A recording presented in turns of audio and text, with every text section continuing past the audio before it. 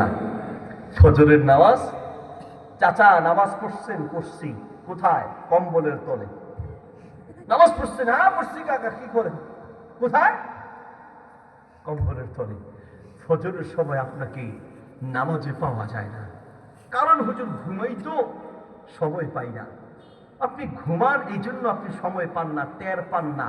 কত বড় নিবক হারাম আপনি জানেন? আল্লাহু আকবার, আল্লাহু আকবার। আল্লাহ বলেন, বান্দা রাতে তুমি ঘুমাতে গিয়েছো, রাতের 11টা 12টা 1টা 2টা 3টা 4টা 5টা, এই 7 ঘন্টা আল্লাহ বলেন আমি আরাম করে তোমাকে ঘুম বানিয়েছি। আল্লাহ আপনাকে 7 ঘন্টার আরাম দিয়েছেন।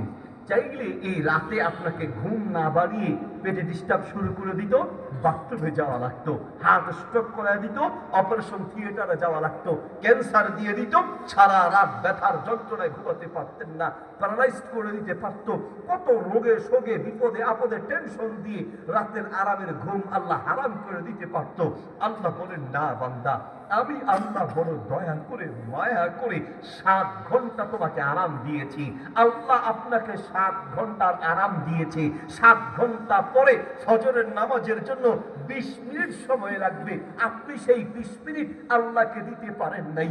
আল্লাহ আপনাকে 7 ঘন্টার আরাম দিয়েছে, আর আপনি আল্লাহকে 20 মিনিট দিতে পারেন নাই। আপনি মানুষ হতে পারেন নাই, আপনার মতো নিবক হারাম কেউ হতে পারে না, ঠিক কিনা?